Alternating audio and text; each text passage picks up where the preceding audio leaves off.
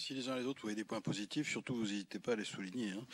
Vincent Josviac, Alstom Transport de Valenciennes pour Force Ouvrière. Bonjour. Donc, je suis désolé, mais question point positif, je pense que je ne vais pas pouvoir faire mieux que mes collègues. Si nous devions résumer la reprise des activités énergie d'Alstom par General Electric en 2 mots, ça serait opaque et inquiétant. Et c'est un bien triste revers pour le gouvernement qui prend de temps la transparence et le dialogue social. Opaque, vu le manque d'informations que les salariés et leurs représentants subissent depuis le début de cette affaire. Nous sommes bien loin de la procédure ouverte, telle qu'annoncée par notre PDG, M. Patrick Cron. Nous rappelons à ce sujet que nous sommes toujours en attente du document résumant les principales clauses du contrat tripartite passé le 21 juin 2014 entre l'État, Alstom et General Electric que devaient nous préparer les services du ministère. Ce document nous avait été promis par M. Montebourg, puis, assez récemment, par les conseillers de M. Macron, lorsque nous avions été reçus à Bercy le 4 décembre 2014. La communication du contenu des accords passés apparaît d'autant plus nécessaire que des informations contradictoires nous ont été données sur ce sujet. Le 11 mars dernier, à cette même commission, 3 informations contradictoires ont été fournies respectivement par M. Cron, j'ai pas noté le nom de General Electric, et M. Macron sur la composition du conseil d'administration, notamment de la coentreprise nucléaire. Donc c'est Nucléaire Monde plus Turbine Vapeur France, si on a bien noté le point. Alors pour M. Cron, c'est 50% administrateur GE, un Alstom et un de l'État. Pour M. Macron, c'est parité General Electric Alstom plus un de l'État. C'est déjà pas la même chose, par exemple. Donc il y a des contradictions dans les déclarations des uns et des autres. En outre, des questions, et non des moindres, sont toujours sans réponse, ou au mieux avec des réponses très incomplètes de la part de General Electric et d'Alstom. Sans business plan, sans détail des organisations cibles, les représentants du personnel ne peuvent pas cerner les contours et les effets de cette opération qui nous est présentée, si on peut dire. Les représentants FO ont d'ailleurs refusé, pour cette raison, de donner un avis sur cette opération. Donc, dans les comités centraux d'entreprise ou au niveau des comités d'établissement, à chaque fois qu'on a été informé, consulté sur ce point, on a refusé de donner un avis, parce que c'est vraiment pas sérieux de donner un avis quand on n'a quasiment aucun élément sur ce qui va se passer. Alors, contrairement à ce qui a été dit le 11 mars, il n'y a pas eu de consensus au sein des partenaires sociaux d'Alstom. Et quand on fait le total d'ailleurs du nombre de votes au niveau du Forum européen, on s'aperçoit qu'en fait, les votes positifs, c'est pas la majorité. Donc, sur cette transaction avec General Electric, puisque même si, par exemple, le comité central d'entreprise d'Alstom Transport France a accepté de donner un avis, celui-ci a été négatif. Aucune organisation syndicale n'a donné un avis favorable dans cette instance. Seule une organisation syndicale s'est contentée de prendre acte. En effet, comment peut-on parler de transparence alors que les instances représentatives du personnel ont été consultées avant la fourniture à l'expert comptable, qui a été mandaté par les instances, du projet de rachat par GE des activités énergie du groupe. Alors, document qui plus est de 1000 pages, plus 50 000 en annexe. Qui peut avoir une vision complète d'un tel dossier. D'ailleurs, la transmission du dossier a été faite très tardivement à l'expert. Parmi les questions sans réponse, ou pour le moins très incomplètes, comme je disais précédemment, il y a le pourquoi de cette opération d'un délai qui est en fait très court. Un petit rappel mémoire. Fin 2013, annonce de l'ouverture du capital de la partie transport, qui d'ailleurs vis-à-vis des instances n'est officiellement que suspendue. Alors, pour faire rentrer du cash, qu'on nous avait dit à l'époque. Donc, ça partait comme ça, puis d'un seul coup, comme mes collègues l'ont signalé, début 2014, vente des activités et énergie, qu'on a appris par la presse. Autre point. Alors, on a été clair là-dessus. Pour et faux, on préfère une solution franco-française. Bon, clairement, une nationalisation partielle ou totale de l'entreprise. Mais sans prendre parti ni pour General Electric, ni pour l'autre concurrent qui n'a pas été retenu, et notamment au niveau de leur deuxième offre, c'est-à-dire une alliance Siemens-Mitsubishi. Quelles sont les raisons qui ont fait que la dernière proposition de Siemens-Mitsubishi n'a pas été retenue par la direction d'Alstom? Ça, c'est un élément qu'on n'a pas non plus. Même au niveau du gouvernement, d'ailleurs. On ne sait pas pourquoi c'est General Electric qui a été préféré. General Electric a annoncé la création de 1000 emplois en France, dans les activités énergie. Où et quand? Qu'en est-il de l'engagement de General Electric à préserver les emplois pendant 3 ans? Est-ce un engagement contractuel? Enfin, il faudra nous expliquer pourquoi la trésorerie présente dans l'énergie part chez General Electric. C'est un peu ce que mes collègues expliquaient avant, au lieu de rester dans les caisses d'Alstom. C'est un peu celui qui vendrait un commerce et l'argent qui est dans le tiroir caisse, en fait, au lieu de le garder, il laisse au nouveau propriétaire. C'est quand même pas courant. Alors certains ont parlé d'équipe de France lors d'une précédente audition. Ce que l'on peut dire, c'est que pour obtenir les informations qui sont nécessaires, les syndicats ont été laissés sur le banc de touche. Inquiétant, car on est bien loin d'être assuré pour l'emploi et le devenir des salariés, à la fois dans les activités énergie d'Alstom et de General Electric, et dans les activités restantes dans l'Alstom amaigri de 70% de son chiffre d'affaires, c'est-à-dire Alstom Transport. N'oublions pas que les activités énergie et les activités ferroviaires sont toutes deux cycliques et complémentaires. M. Cron annonce qu'à l'issue de cette opération, le groupe sera désendetté. Pas si sûr. Les crédits et emprunts arrivant à échéance prochainement devraient, semble-t-il, être remboursés. On n'en est même pas sûr. Mais qu'en est-il des autres emprunts arrivant à échéance en 2017, 2018 et 2019 ? Nous rappelons que ces emprunts ont été souscrits par un groupe au chiffre d'affaires 3 fois plus important que le futur nouvel Alstom, recentré sur le transport, et donc aux capacités financières, de fait, 3 fois plus petites. Alors, les parts dans les très mal nommées coentreprises Alstom GE seront-elles vendues pour rembourser ces prêts? Y aurait-il une entrée de l'État dans le capital dans cette éventualité? Encore des questions sans réponse.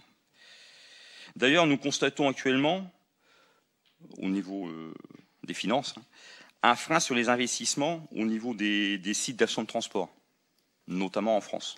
Ça, c'est quelque chose qu'on constate sur nos sites tous les jours. Inquiétant donc pour le futur nouvel Alstom, donc Alstom Transport, du ferroviaire en France et en Europe, forcément. En 2011, EFO avait présenté et remis un dossier présentant la situation du ferroviaire à l'époque, donc une vision actuelle et prévisible. Ce qu'on avait dit reste totalement d'actualité. D'ailleurs, on a toujours le document à votre disposition pour ceux qui le souhaiteraient. Règles de concurrence complètement faussées entre les pays d'Europe et hors Europe, où on impose fabrication et maintenant aussi études, localement chez le client, baisse des commandes.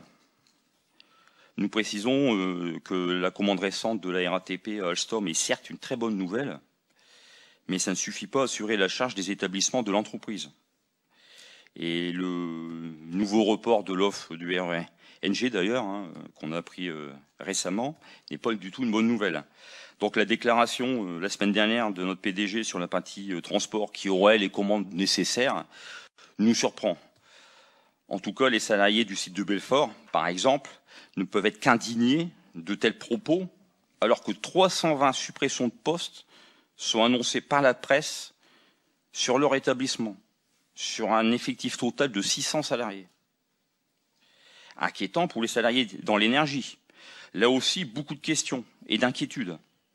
Quels vont être les choix d'EDF vis-à-vis de la joint venture nucléaire GE Alstom en matière d'équipement? Quelle est la position de l'État sur le sujet?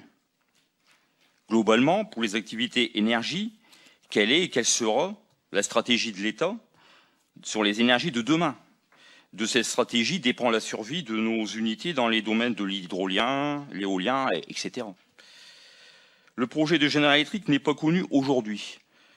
On a le sentiment que General Electric a acheté un paquet et qu'il fera le tri plus tard, après la clôture de l'opération. Le tri tant sur la partie General Electric qui récupère que ce qu'il a déjà, d'ailleurs. Nos collègues chez General Electric ne sont pas plus rassurés que nous. Inquiétant pour l'avenir de l'industrie, car c'est au final 4 milliards d'euros, ou presque, qui vont être versés aux actionnaires. 4 milliards de moins pour les investissements productifs, pour la recherche, le développement et donc pour les emplois. Et il faut se poser évidemment la question de l'influence des procédures juridiques à l'encontre de responsables d'Alstom, notamment aux USA, il n'y a pas que là, dans la décision prise dès le départ, dans un cercle très restreint et dans le plus grand secret, de vendre à General Electric. Monsieur le ministre Macron a lui-même reconnu que Bouygues n'était pas l'actionnaire de référence adéquate pour Alstom, étant donné que Bouygues n'a pas été dans une optique d'engagement sur le long terme. Cela milite pour une nationalisation partielle ou totale. Ça ne fait que conforter notre position. C'est pourquoi nous demandons toujours que l'État prenne le contrôle du groupe Alstom par une prise de participation majoritaire dans son capital, afin de garantir le maintien de tous les sites, de toutes les activités et de tous les emplois.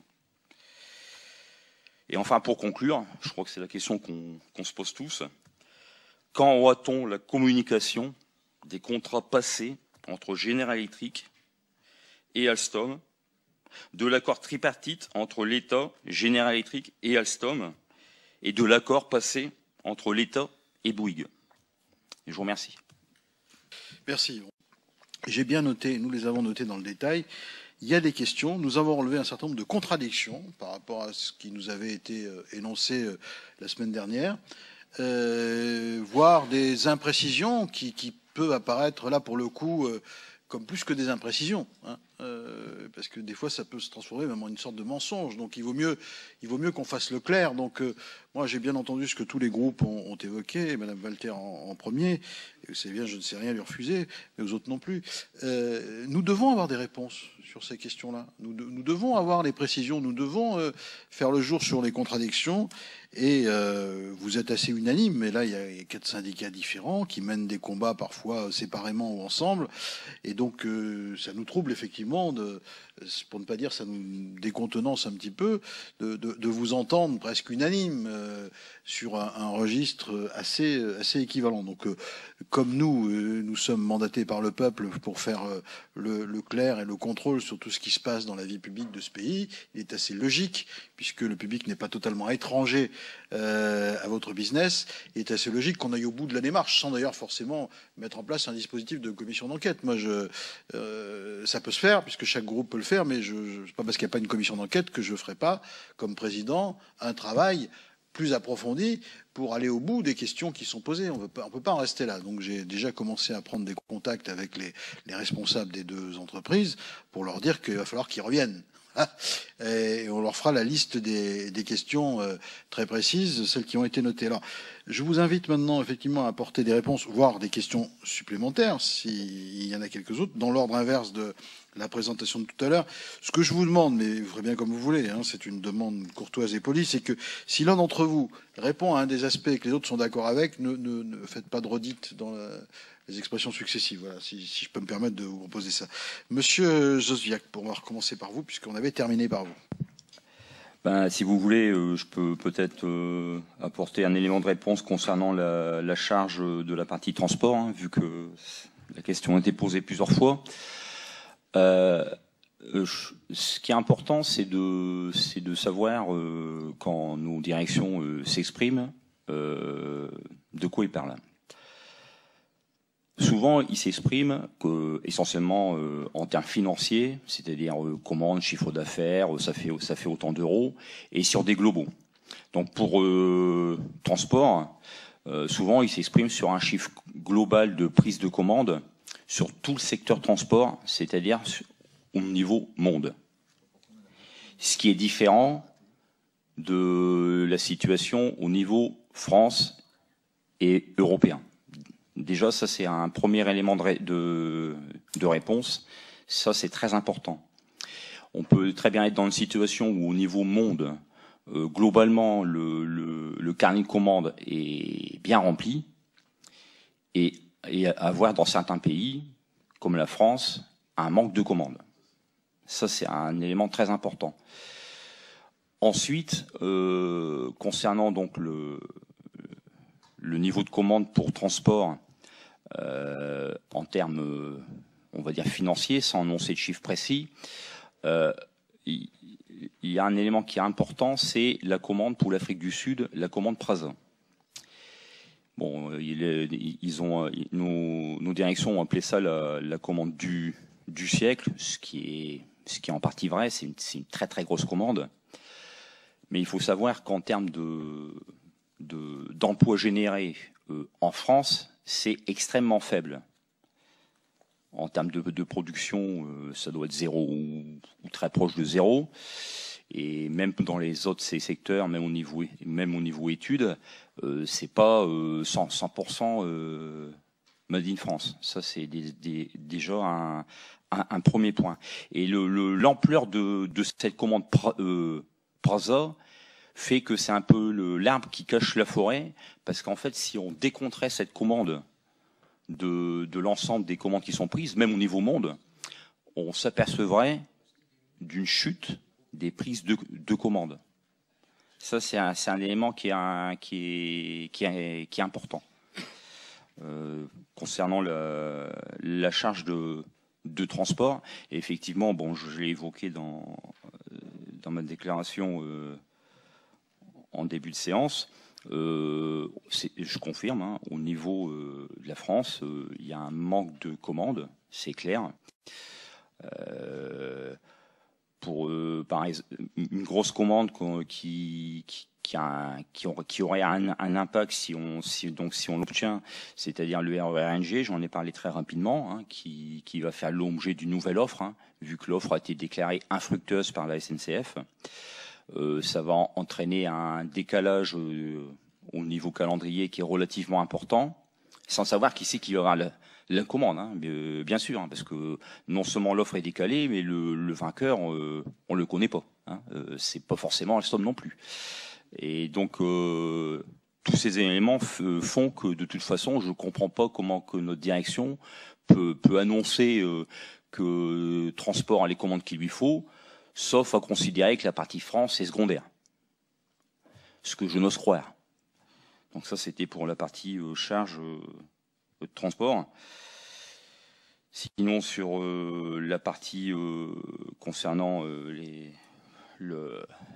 la troisième solution franco-française, enfin, bon, chacun, il y a des termes plus ou moins proches là-dessus. Donc il y a eu la question de poser, savoir si on en avait eu l'occasion d'en discuter ensemble.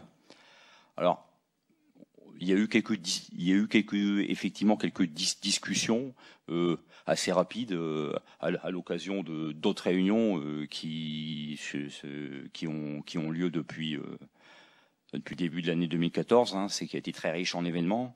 La preuve, on est là aujourd'hui.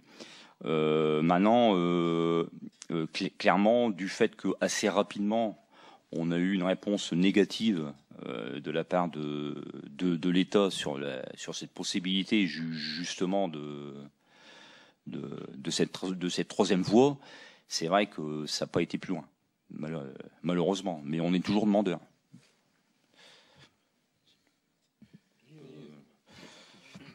Merci. Juste une